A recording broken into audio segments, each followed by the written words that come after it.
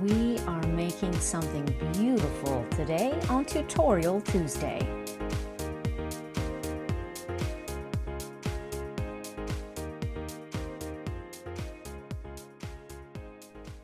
Welcome to Tutorial Tuesday.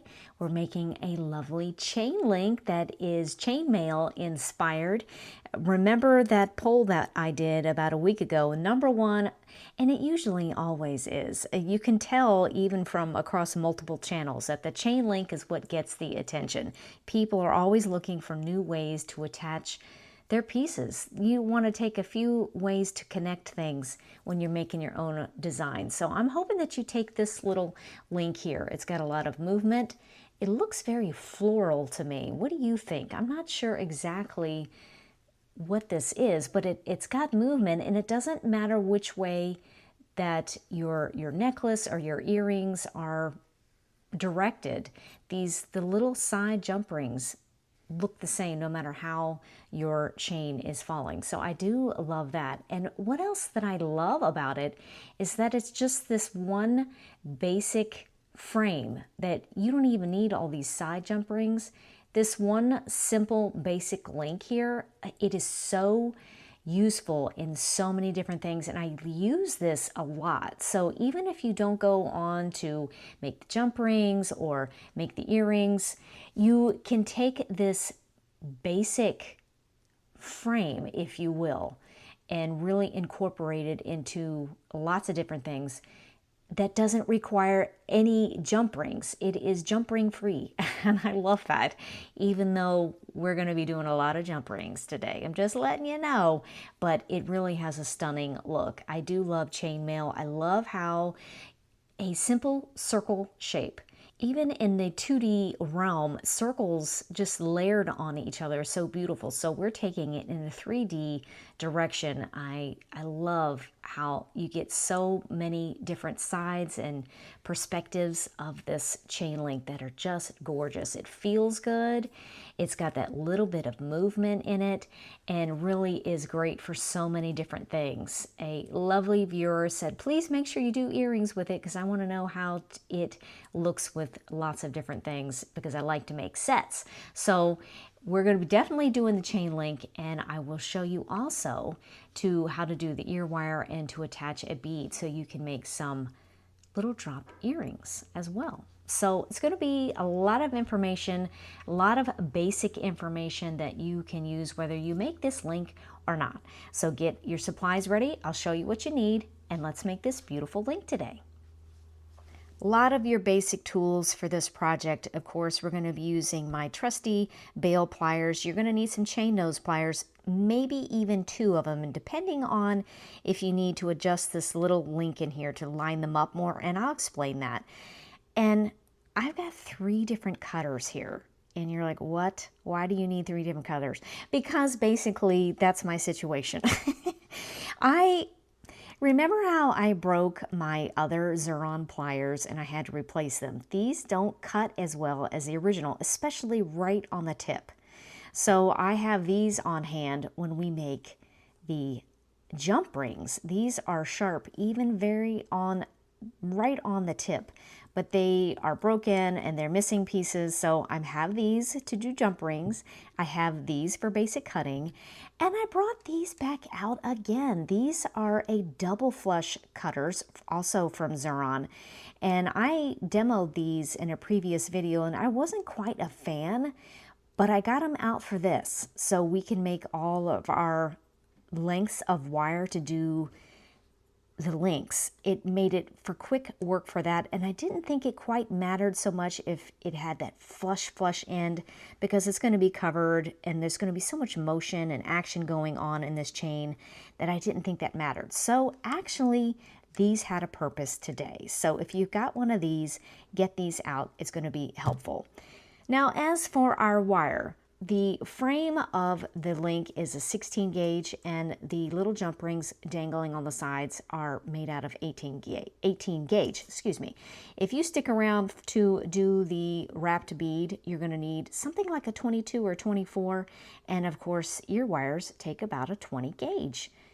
Keep your cloth handy to keep your wires nice and clean, and you might need a bench block and a hammer in case one of your links gets a little squirrely or it needs being told what to do. So that's basically what we're going to be needing, pretty basic, to make something absolutely beautiful. If you're using copper and silver and your earth metals, make sure you wipe that down.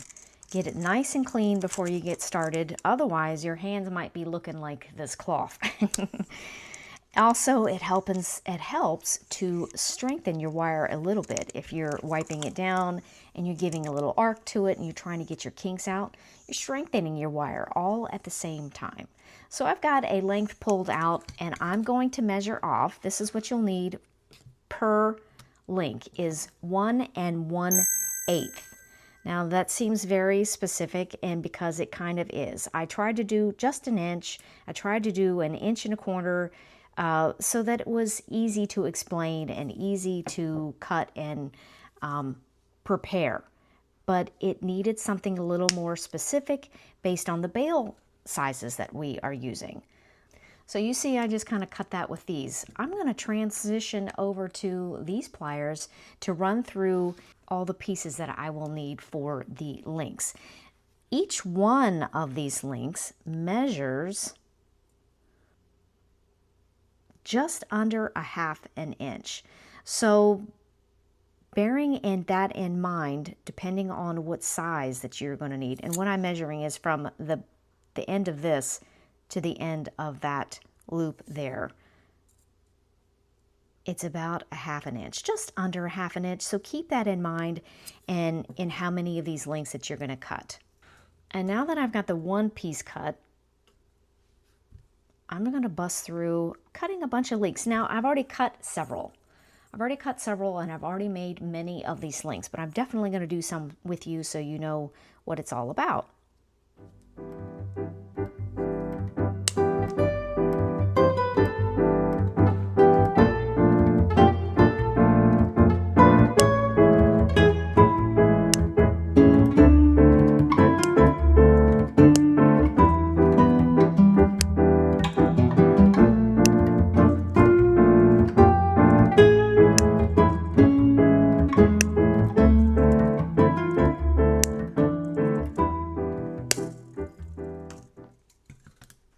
Okay, so I've got several cut here, and these did make it very fast, but I don't know if you can see, they're not quite super flush. They've got, see that little bevel right there? They're not super flush. Even though they say double flush, they are not super flush. But in this case, I thought that it would be okay to use this just to bust out these little links that you're not really even going to see because everything else is going to be so lovely. So keep that in mind. So these are an option if you have these. If you just want to learn to make this and incorporate this into your pieces, let's do this right now. Grab one of your pieces and you're going to aim for the middle, right? We're going to be making a bend, but to get the bend in the middle, we need to move off center just a little bit with our pliers so that the bend will happen right here. When I was first doing jewelry, I'm like, why is the bend not where I want it? And I don't know why, it just didn't dawn on me that the bend is not happening right where the pliers are. It's just out from the edge of the pliers. There's a millimeter or two in between there, and there's where the bend is. So keep that in mind. And so we're just going for this little 90-degree shape. And I do an assembly line. I just cut all my pieces, however many you need based on they're just under 1/2 inch long. I cut them all, and then I run through and I make all my little 90-degree angles.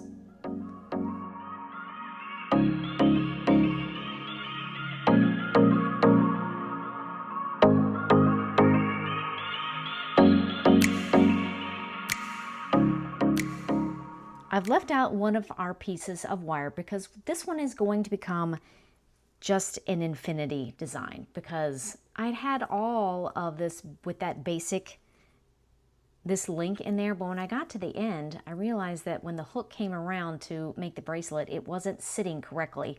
And I realized that the very last link needs to be just a simple infinity shape so that your necklace or your bracelet can just come around and slip right in there. So the very first link that we're going to make is going to be an infinity shape. I'm going to go ahead and put just a little mark to note the center of this wire, just to give me a ballpark of what to aim for. That's not even perfectly centered, but it'll be fine. Taking the bail pliers right on the end of the wire, I'm just aiming for that black dot or somewhere around there to bring this in the center.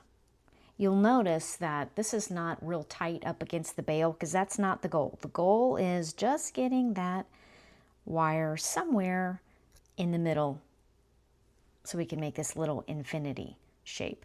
So I'm turning, and now I have it like this in my hands, and we'll do the same thing on the other side.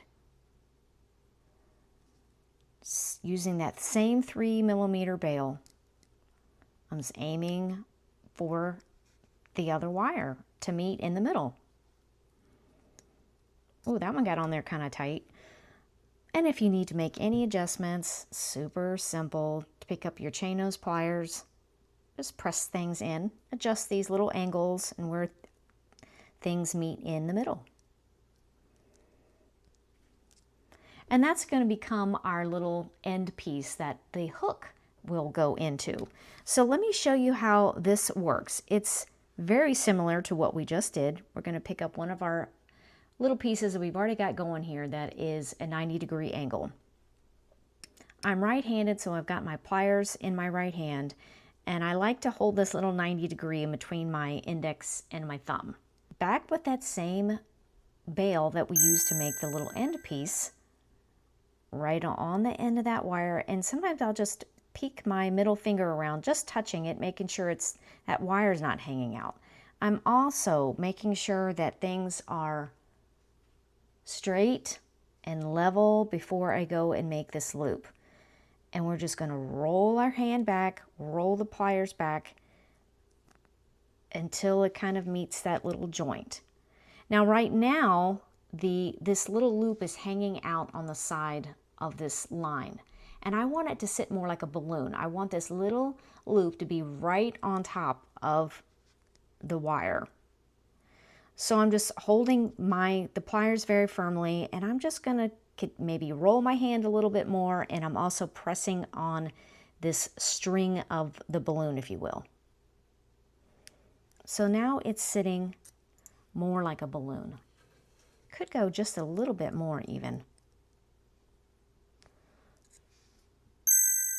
There we go. Now once you have it like this, you're going to just very briefly pick up your chain nose pliers and place it right where that little joint is, with the wire sticking out on the other end. And we're going just to press back, press down, however you're holding your pliers, until we've got it like this. And also make sure that when you've pressed it, it's not wonky out here or down here like this, that it's pretty much as straight and level as you can get it coming out from that little loop. Now take that loop and put it back in between your index and your thumb so that we're kind of back at the first step in a way. And it's the same motion, but the loops are going to end up being opposite of each other in direction. So it makes that interesting little connection. So again, I'm making sure that the wire's not hanging out, and I'm also, you don't want it in here like this. We want this little joint here to be sitting straight up so that when we roll this loop back, it's going to be as centered and sitting at a 90-degree angle from the other loop as much as possible. I'm going nice and slow, bringing the end of that wire right into that little joint. And Once you've got it wrapped around nice and securely, keep pressing this so that it's still making that little balloon shape. Press it around.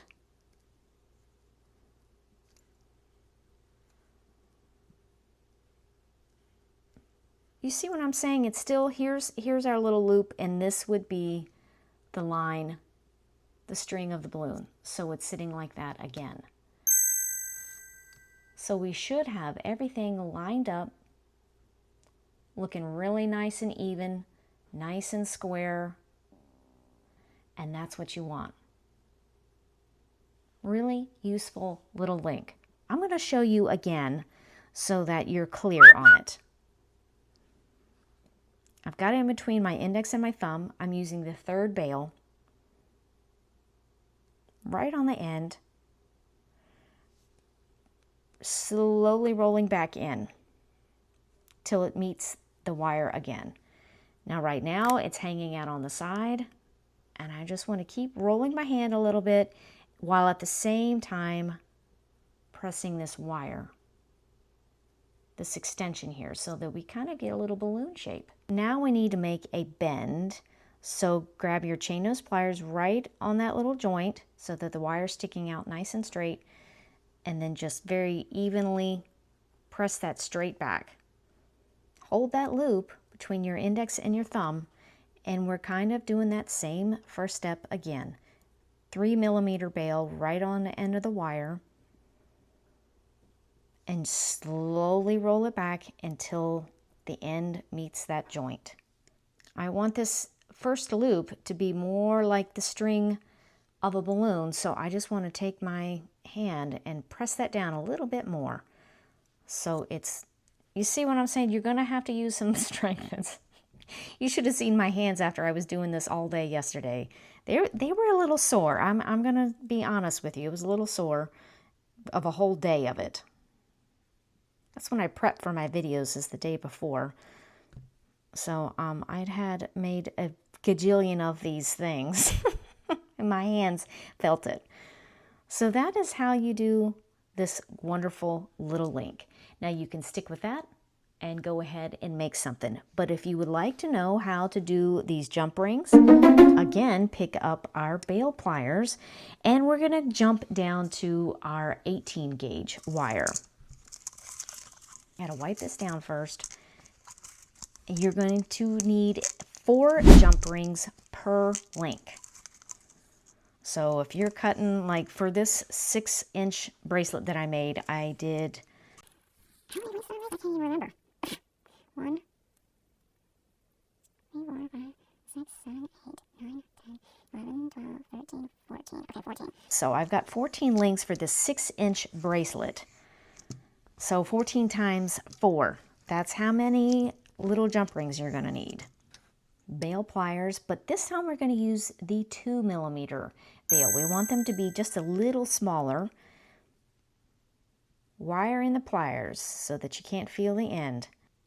And just start rolling backwards. Now when you bring this end of this wire, bring it to this outside of the wire when you bring it around. Very gently direct it to that side of the wire, and then keep rolling. This piece of wire that I'm using is not been pre-cut. You can pre-cut some wire, but I'm working directly off the spool. When I first started jewelry, I needed to cut a piece and then work it. But now that I've been doing it for quite a while, I don't need to do that, but you do what's more comfortable, what's easier for you. And what I'm doing here is I'm supporting against my index and also holding tightly with my thumb. And I'm just doing very even, gentle turns with my pliers. It's hard to tell that I'm even doing anything, but if you watch this little end of this tube, basically, of jump rings we're making, you can tell that I am turning it.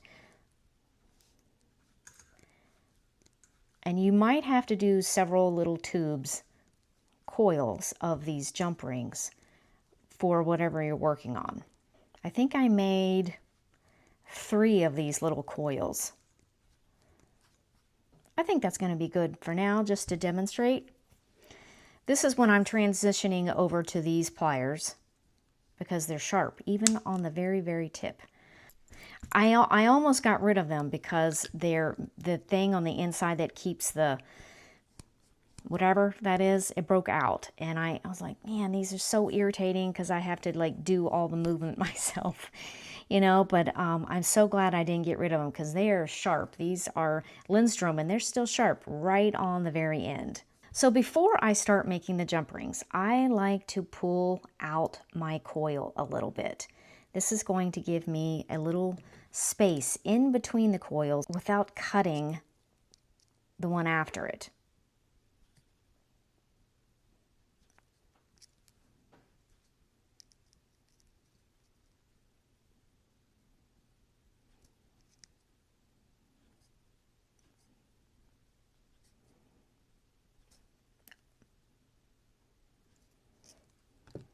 I find also that opening it just a little bit gives you a head start in there being open to begin with when you need to start attaching. So I'm going to again just flush cut that, make sure it's what I want. And so to make the next jump, the other end of the jump ring, we need to turn our pliers. So this flush end is now the other direction and we'll make the end of this nice and flush. And we've got one little jump ring. Now you notice that this end is not flush, so we need to flush that end. Turn the plier to do the end of the other side of the jump ring. And that's the process. It is a little monotonous. It is a little tedious.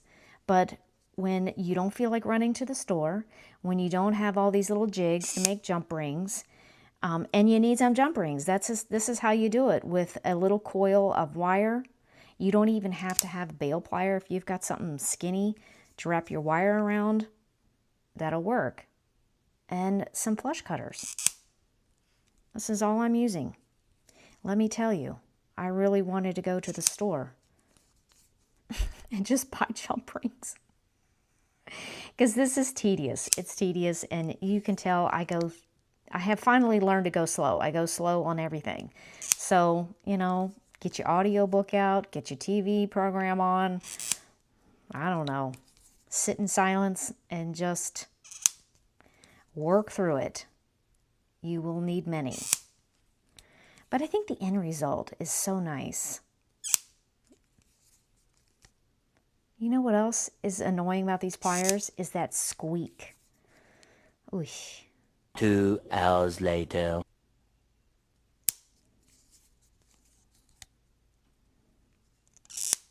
Now, I already have some jump rings made. I actually put these through the tumbler last night, and they really came out very lovely. So that is an option for you, that when you get ready to assemble, before you assemble, put all your little pieces in the tumbler and get them nice and shiny. That's what I did for all these as well. What a glorious shine. I wish you could see these in person.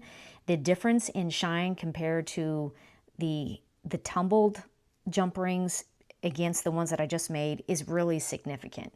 Just really lovely. Okay, it's time to assemble. We've taken our little 90-degree pieces and we've created these wonderful little links, and now we're going to put them together.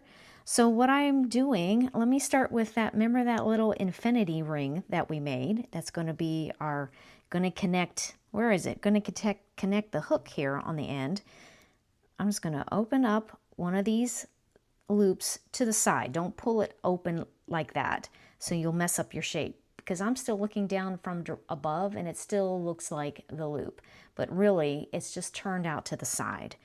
And we're going to grab one of our, it doesn't matter, just take one of these little looped ends and slide it on. And then close it in the same direction you just opened it. And you got this so far. And this is when the attaching the jump rings come in, okay? So it's a little tedious. And you will need your 2 chain nose pliers. At the beginning, I said you may or may not need them. Yeah, you will need them, Carrie, because you need to open and close the jump rings. Give yourself a healthy opening here. Open your jump ring a good amount. There's nothing, well, there are many things, but one of the annoying things about making jewelry is you open a jump ring and you go to put it on and you didn't open it enough. So then you have to get the pliers, both of them up again, and open it more. So just give yourself a healthy opening of the jump ring. And remember I said we need 4 of these per link. So you just reach on over, grab yourself a jump ring out of your pile, make yourself a pile, gave myself a nice little opening there, and I'm going to slide on this next jump ring until we have 4.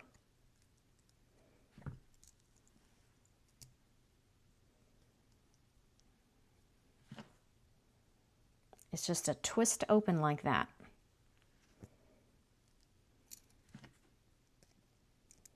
This is just after doing this a lot, this is the system that I felt worked the best about attaching one of the main form links and then putting the jump rings on. You might rather attach all the links and then go back through and put jump rings on. That is up to you, but the more I did it, the more I just got into this habit of working it like this. So you find out what works for you. Now, we've got our 4 on there. And they're looking pretty good, nice and even. They're closed tightly. We go and grab one of our little base links. Whichever way, it doesn't matter. We're going to open one of these little loops just to the side. Pick up where we were just working off, and we just need to divide them into pairs. The links, you have 2 jump rings on either side. Slide this link on and then just close the loop once again, and then tighten it back up if you need to. And look at that, that is the first. It's hard to conceptualize it, you know, when it's just a couple jump rings flopping around on the link, but it really, really is lovely how it builds on each other. Another option to this is you could leave this one, some more jump ring is going to go on this one, but you could leave it bare. You could just, well, let's see what happens. Let's see what it looks like. I'm always experimenting and testing things out with you. What does it look like if we just go and put another one on there for a more minimalistic look?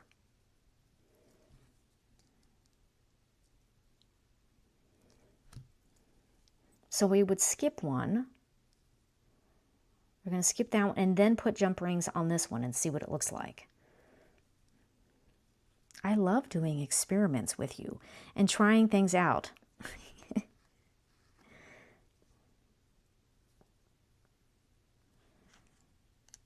So we've skipped a link and I am putting jump rings on this one now. This was not planned. It just kind of came to me. I know that happens to you when you're making your own pieces. You had a plan, and as you're working, you're like, what would happen if I did this instead? And that's exactly what just happened, and I'm not afraid to mess up with you. I'm not afraid for it to be a failure with you because we're being creative, we're having fun, and learning together.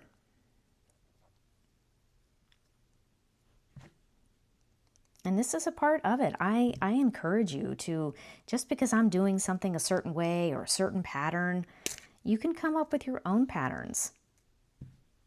Just by taking this basic little link, some jump rings, and come up with your own way of attaching and linking. That's not the side I want. Yes, it is. I've already got 4 on there. Your little muscle memory will start kicking in and this will become faster. So I've skipped a link. I like that too. This would be another option if you are not willing to make a ton of jump rings. You could just skip one and you wouldn't need as much jump rings. Let me run through these until we get to kind of like the same length going here. And then I'm going to show you how to make this hook. I'm going to show you how to make an ear wire and a wire wrapped bead on the dangling of this earring. So while I was working through this, and of course you see I'm not quite done yet, I started to think, what if we had a little wire wrapped bead hanging off of these little empty spots? You could leave it like that, of course. But if you're looking for a little color, how can I get some extra color in here for the bracelet, especially if you've got you're going to make earrings to go with it with a wire wrapped bead. Now, I'm not going to dangle these off the bracelet, but to get some color in there if you really wanted to match your earrings more so. Let's see. Let's experiment with that too. Hold on just a second. Let me find some little beads. Okay, so I found these. I think these are going to work. It's really hard to tell on camera, but I'm not even sure what they are. I think there might be an agate because there's some lines in there. I think that's what they are, and I think they're about 4 millimeters. Now this is up to you. I think this would work well hanging off of that for some little adorning of this bracelet. Let's just see.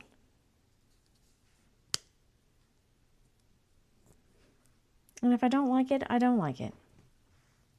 So the 22 gauge that I had out to do this bead also fits this little bead perfectly.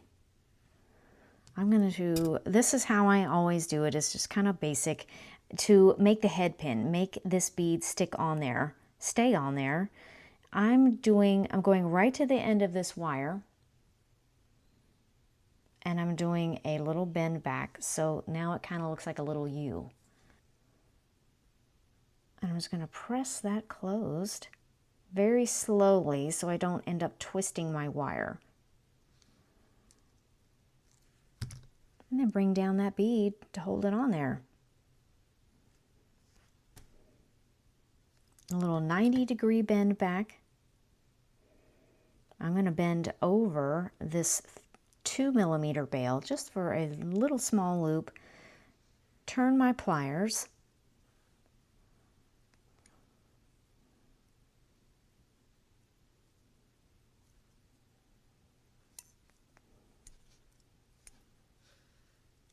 But I don't want to close it up yet. I want to still leave it open because I want to see what it's going to look like on here. I've gone and I found one of these open where the jump rings would be, and this is where I'm going to attach this wire wrapped bead. Might have to open that just a little bit to slide in this thicker 16 gauge into that gap. Close down the loop, hold it with these little pliers, and then just finish with a couple wraps around the bead.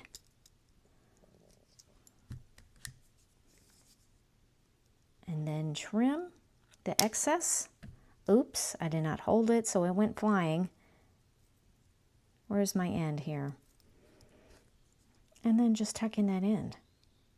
That is going to be the same steps that we will use to apply this to the earring. Oh, what do we think, ladies? So this would be kind of be on your wrist, and we'd have these little hanging off for just a little extra color or something. I think I'm going to go ahead and attach just a couple more of these beads on here so we can get the full effect.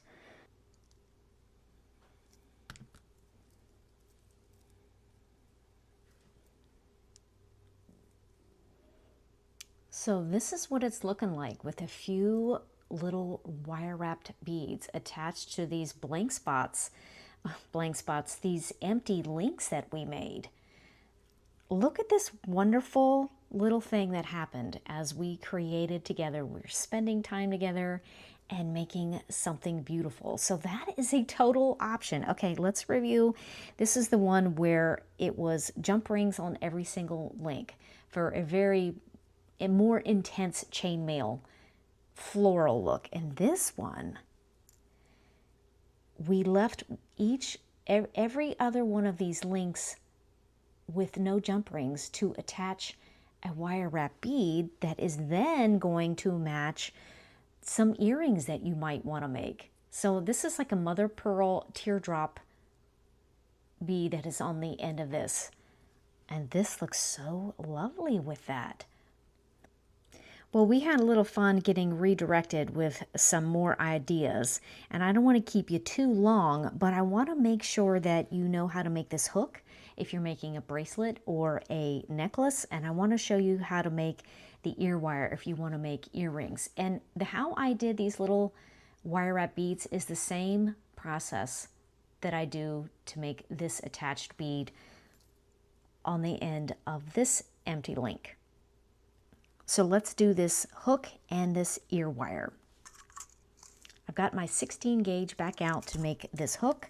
I'm going to flush cut. And I'm also going to give ourselves 2 inches to work with for this little hook. It is so sweet. It is so cute. And I use it for lots of different things. We were using 3 millimeters to make these links, so I like to make the connecting hook the same size. So I'm back right on the end of this wire, making sure it's not sticking out, so I get some nice curve even on the end of the wire, and same process of just gently, slowly rolling it back until that wire meets. Swing around your pliers. Don't take them out, just swing it around until the other bail is on the other side here. And then bend that wire around that outside bail. We're making that little balloon shape. We want it coming down just like that. Well, let me tighten this up just a little bit. Chain nose pliers. You see this is very similar to the link. Right on that little joint and press. We're not going for 90, go for about 45 degrees here on this bend. And then I'm going to pick up my bail pliers, and I think we're going to make this little part right here. And I use the 7 millimeter bail on my pliers. So just take your little loop, stick it right there in between. Did I do that one, or did I do the 4 millimeter? Hold on a second, hold on a minute, I'm going to need to make sure.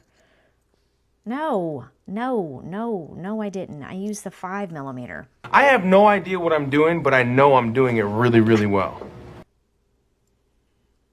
Otherwise, it's going to be too big. I knew something wasn't right with that. I'm glad I double checked. So I'm going to move it up to this next section of bails. This one is my 5 millimeter. Press nice and closely, firmly, as you go around the bail until it kind of looks like this.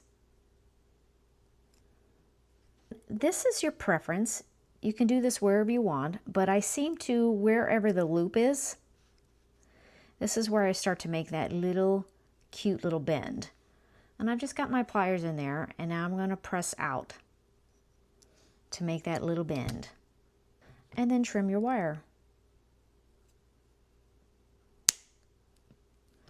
Now, if you're not putting all this into your tumbler, you want to get your file out, whatever you're using to file, and make that nice and soft on the end. So I'm going to attach it to this so you can get an idea of how this works. Our very last link is facing up like this, and so this is perfect. This is why I made this hook with the loop in this direction, so we could just slide right in there. Now, if you run into something and you're like, oh no, and they're both going like this, but I need them to fit together, just take your pliers and turn the loop in the direction that you need it to go. If you run into that little problem, it's not really a problem. It's just a matter of bending the loop in the direction that you need it to go. So I'm going to open one of these loops and then just slide on our little hook that we made. That's absolutely adorable. Close that back up, and this is how this works. What am I doing? What am I doing? Okay. And this little infinity piece that we made will come right around and slide right in there. Oh my. Who's got a baby? We need to put this on there. Oh, but that is the idea of how you're going to make your bracelet or your necklace. Okay, I'm having a little too much fun today. All right, so there's your hook. Let's do this ear wire. As I mentioned before, this is when the 20 gauge comes in.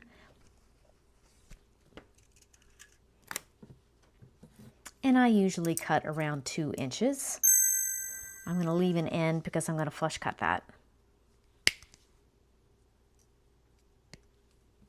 Back with bail pliers, I'd use my 2mm bail to make that little connecting loop.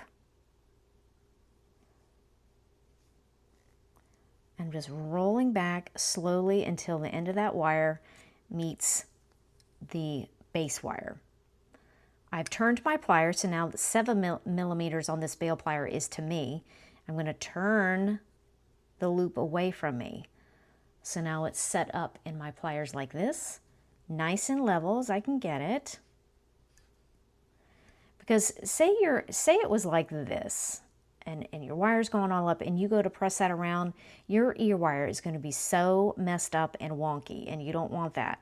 So I've got this coming out nice and level as I can get it, and pressing slowly around until it meets that first little loop. Now say it is all wonky, okay? It's all going up like this. Not a problem. Just get your bench block out and your hammer, and you can hammer that nice and flat. Plus you're going to want to do that anyway to make it nice and strong. And we're going to put that little bend on the end. You can leave it straight if you like. I just kind of like this little whoop at the end. Let's do a little strengthening. Especially right on this area that's holding the earring and in your ear.